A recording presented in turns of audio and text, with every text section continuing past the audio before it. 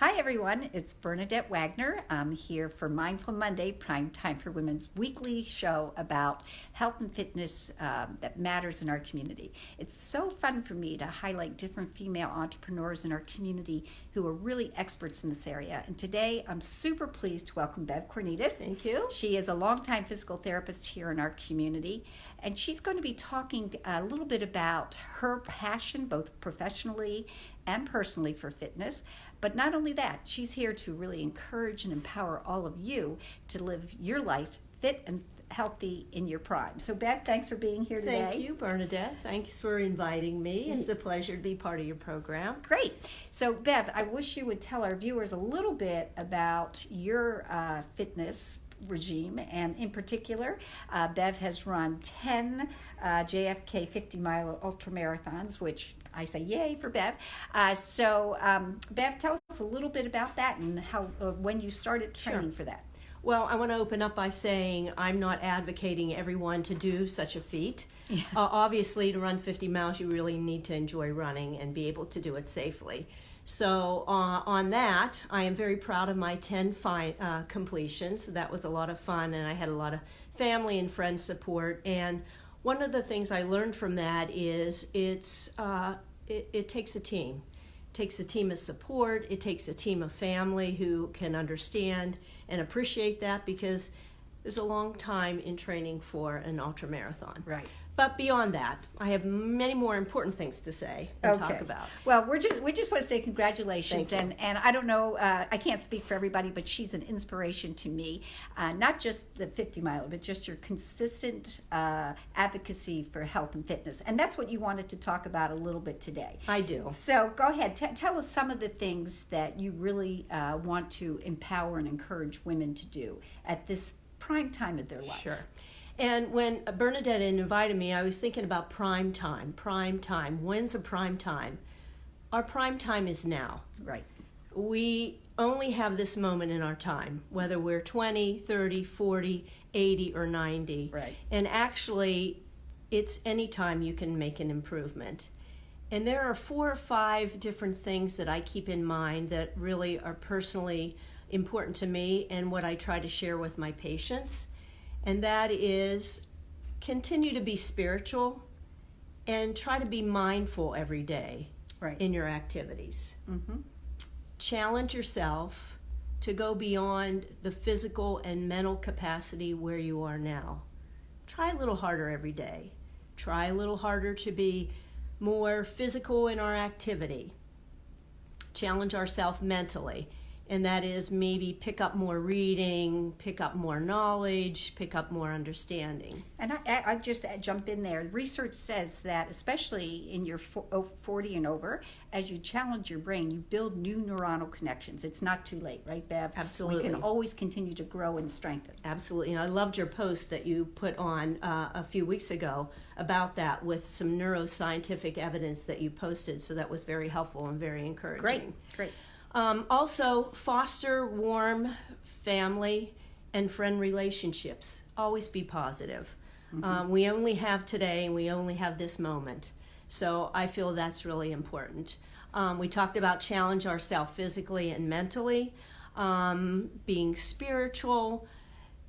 Remember strengthening, flexibility, and conditioning. As we get into our 40s and 50s, it becomes even more important that we work on not just running, not just cycling, but try to encourage a little more stretching, a little bit more strength building, particularly for women as they age.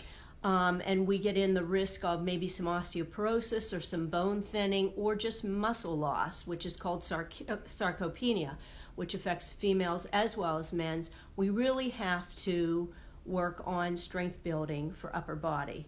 I think that's really a good thing for us to talk about today because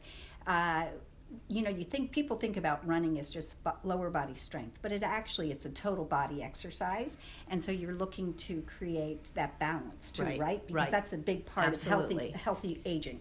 And for those who are a little on the scientific era, running is catabolic. We burn muscles and we lose muscle and fat when we run.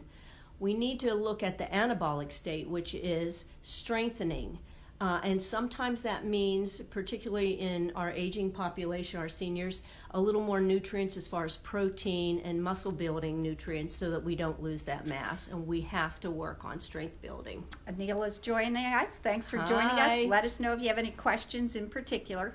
Bev, speaking of protein intake for people as they age, in particular as women, I read one article that recommended half the number of grams of protein in your diet for your weight. So if you weigh 100 pounds, then you eat 50 grams of protein. Is there a number that you go by or that you recommend? Well, I only speak for myself because I'm not a nutritionist, and I really, patients will ask me that, my friends will ask me, and I try to really defer on supplemental or nutrition education other than what's been my experience. Okay. And my experience is I follow that formula. Okay. I don't know what a registered dietitian, maybe that's a good thing for you maybe to we'll get have to get a registered dietitian to on talk our next about show. If you're a protein. registered dietitian, let me know. We'll get you on the show. Absolutely, I'd like to hear about it myself. Okay, and it's the perfect. same for hydration. People are like, oh, should I drink half my body weight in fluids, particularly water,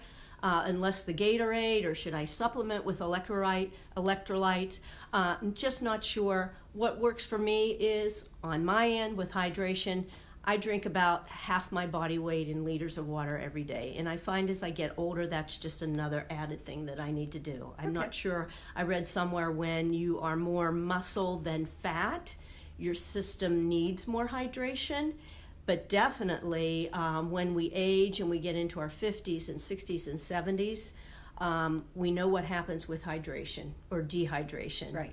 I also follow a lot of clients in the nursing home arena, and unfortunately you see a lot of that population admitted to hospital or having to be in extended care because of dehydration. I mean, you can't think. Hydration is incredibly important. It really is. Yeah.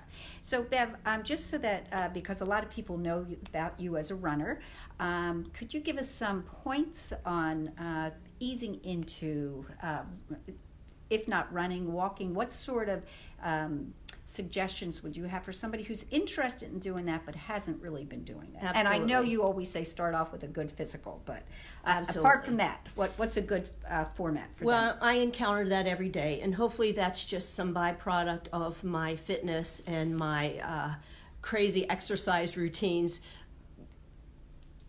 being exposed to my patients. Right. And a lot of my patients aren't at the caliber to go out and run 30 miles or to run 30 minutes. I tell those folks, let's start with a 10-15 minute walk. Okay. So if you haven't been able to retrieve your own mail, you may want to start up and down the driveway and then advance from there. Okay. So once somebody can get themselves to a 30-minute walk, then we talk a little bit about maybe speeding up the walk time and go a little faster. Beyond that, 2-1, 2-1. We're going to walk 2 minutes. We're going to jog 1, run 2, walk 1. So alternate it that way till you get yourself up to a 30-minute thing. And then you can kind of spin off and maybe think about, well, I'm going to try to do maybe a 5K or something a little more on the competitive side. But definitely starting out with a walk-run is the more safe. One of the things you asked me, and I'm not sure if I answered, was my regime as far as exercise. Mm-hmm. I like to, as mentioned earlier, strengthening flexibility, whether it be yoga or whether it just be some floor mat exercises, and you can YouTube or talk to somebody about some appropriate hamstring stretches, some calf stretches, and just incorporate that into your day or into your week. And I tell people you don't even have to do everything every day. Maybe it's 2 days of good stretching. Maybe it's a day or two of good running or walking. Maybe it's a day or two of weightlifting. Right. So change it up a little bit and maybe not do too many things back to back every day. It's definitely good to rest a day or two. Your body recovers and strengthens with good rest. That's either resting at night or maybe a day or two from your exercises and rest. One of our guests is saying, take baby steps. Absolutely. Yep, we agree with that. Thanks, Anila. Absolutely. If you have any questions for Bev, please feel free to drop us a line now. She'll answer them. And if not, you can drop comments when we're off our Facebook Live. She will get back to you. She's really passionate about sharing her information and wants to educate you. One of the things I liked best when we were talking about this, Bev was saying, and she started off her presentation today talking about prime. She really gets that this prime time is it's a different phase of life. We are our children are adults now, and we get to focus a little bit on ourselves and on other areas of our lives that we used to they were lower priority. So this is a time for you to take care of yourself, physically, mentally, and spiritually, as Bev says. We're so glad that you're here with us today. If you have any suggestions for us to have other guests on Mindful Monday, I hope you'll let us know. We're so glad when you tune in. Please share this with your friends and let us know if you have any questions. So keep moving. Keep moving. That's the final word, Bev. Keep moving. Keep moving. All right. We'll see you all next time. Thanks for joining us. Thank you. Bye. Bye.